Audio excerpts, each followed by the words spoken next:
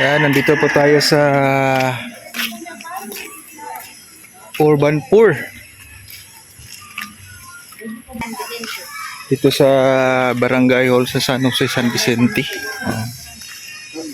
Kung saan ay dito namin na-rescue si Nini.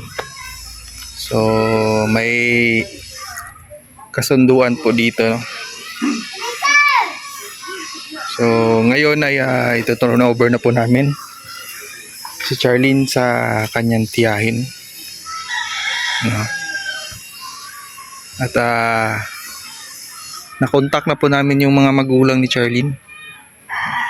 So, napagkasunduan na dito na kay sa tiyahin ni tiyahin ni Charlene, no? Ito turn over.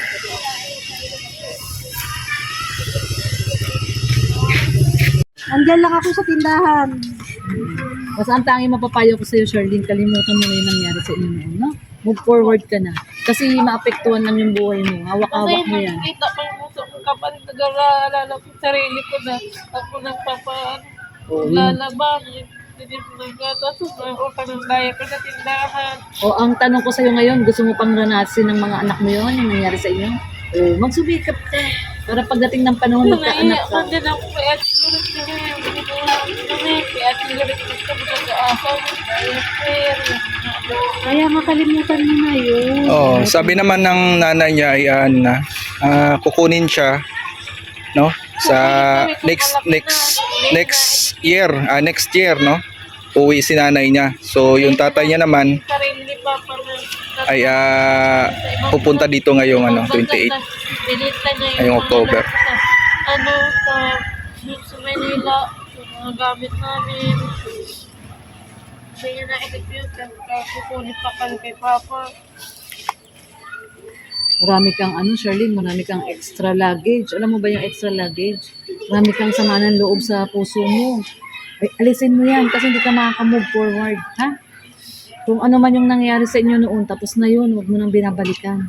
Kaya po. Kasi nakikita ko palagi yung kapatid ko na naisip ko yun. Palagi na anak sa sarili ko. Kasi bata ka pa, no? Pero pilitin mo na makamove on ka. Ha? Pilitin mo na gawin mo inspirasyon yun. Huwag mong itanim yung sama ng loob. Ha? Gawin mo inspirasyon sa buhay mo na hindi ka tutulad doon sa nangyari sa inyo noon. Hindi ka nababalik sa ganung kondisyon. Ha? Pagbutihin mo, ha, Charlene, kasi kawawa na ang magiging anak mo. Ha? Huwag mo isipin na kasi kawawa kayo noon habang buhay ka ng ganun. Hindi pwede yun. Ha? Kung kawawa kayo noon, ibang kayo ng nanay nyo, pag ibahin mo ngayon yung sitwasyon. Ha? Di ngayon may may contact na sila ni nanay niya. Mas maganda kasi may contact sila palagi para mag-reconcile sila. Oo, para kung ano man yung naging sitwasyon nyo noon, makabawi sa yung mama mo. Kasi mahirap kasi pag walang communication. At saka bigyan mo ng chance yung mama mo. Oo, bigyan mo ng chance. Kung makasama, yung kapatid ko tapos si mami, kami tatlo yung kakapatid. Oo, yun. Oh, yun. Malay mo, dumating yung pagkakataon, no? Okay Bigyan mo na lang ng po chance sa yung akin, mama mo. kasama niya po yung anak niya. Okay na lang po sa amin. Oo, yun Na na. yung sa amin yung anak Hmm. niya. Sige. Malay mo naman yun, bago yung sitwasyon mo yun. Kasi mukhang mahal na mahal ka naman ng mama mo, di ba? Kung nakakausap mo, mahal na mahal ka ng mama mo. At least ngayon may communication na. Oo, may communication na sila. Basta Charlene, isipin mo lagi yung magandang future, no, na kaya mong abutin. Ha? Kasi walang imposible. Basta magsikap ka lang. Oo, magsikap ka lang. Walang imposible. Basta yung faith mo na kay Lord, magsumikap ka para sa magandang future mo, magiging mga anak mo. No? Basta nandito lang ang Team Kalinga. Napunta na lang sa kalaliman. Oo. Daan ka doon. Welcome ka pa rin naman doon. Wala naman problema. Pagbutihin mo lang, ha? Pero huwag matigas ang ulo mo, ha? Pag may papayo sa'yo matatanda, ano yun, sundin mo. Kasi para sa'yo yun. So ayan, no, si Charlene ay magpapatuloy pa rin na mag-aral.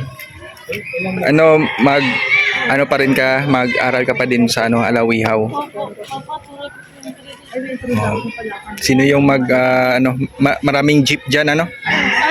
Papuntang Alawihaw? Tricycle, nagka-tricycle yung kapatid ko. Tricycle yung kapatid mo. So, sasabay ka na lang doon. Pwede lang po yung hatid palagi. Kasi hapon. Sige. Ayun, magpakabait ka na. Opo. Okay. So, ayan, no? At pupunta na po tayo sa bahay nila Charlene.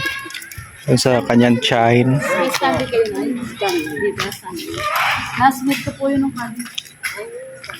Yan, sinasabi ko sa'yo, ayaw kayo, hindi sa akin. Nakahabot ka po. Lagi ka kasi sinasabihin, hindi ko nasunod.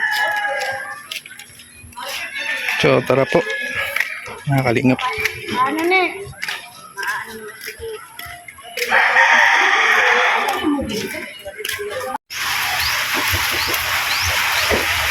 Ayan.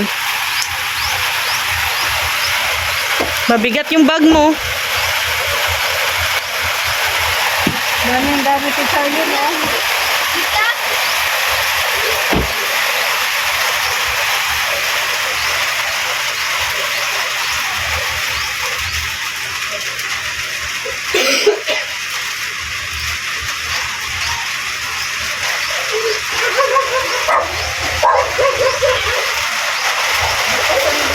Bukas. Inaandam.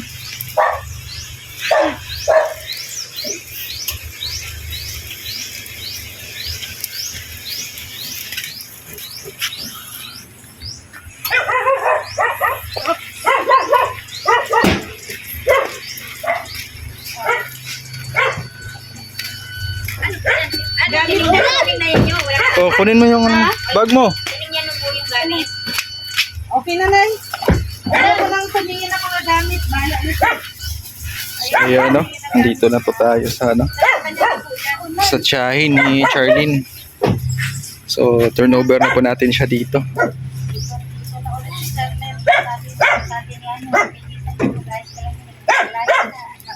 Nandiyan si Jisa. So, nagawa na po ng Team Kalingap po ang lahat, ano. Bigyan siya ng shelter.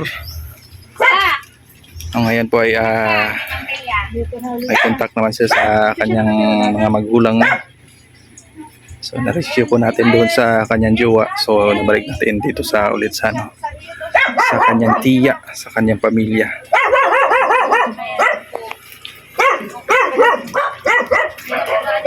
Charlene, magpakabayad ka na, ha?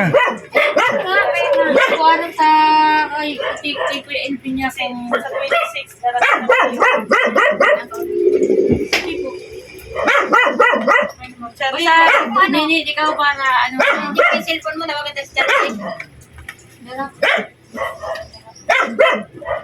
So, ito po yung Nini aram. ang tiya ni Charlene ay kapatid po ni tatay niya. Hindi aram mo man di ba?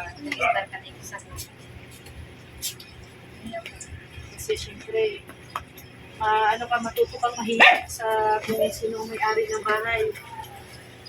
Dapat sana nga ni, simula na doon sa inyo, mahiya na. Sinayang mo niya. Ako nini, sinayang mo ni. Dito ka na gaganda ang buhay mo. Sayang. Ang nangyari sa'yo. Masaya na yata siya dyan sa 3 sapatos niya eh. Tumami yung mga gamit niya dahil sa ano. Pinipilan naman yan dyan lagi ni Papa niya. Kaso, pag ayaw ng sawa, ay makayaan na yan. Class. So, bueno, paano yan? Ne, mauwi na kami, ha? Para na niya. Andiyan na po yung asawa ko. Chay, mauwi na po kami. Andiyan na po yung asawa. Lasing ko na kasi. Sige po. Salamat, mas Sige po. maraming salamat. Salamat pala kay Kuya Bal, salamat po maray po. May si Kuya Bal. Wala man si Kuya Bal. Kamukha kasi ni Kuya ko. Kahawin na ni Kuya Bal. Sorry daw ni Kuya Bal, si Kuya Red. Kawig. Salamat po sa ano. Pag-alaga kayo. Yung mga kalingap, paalam po, God bless po sa ating lahat. Ay,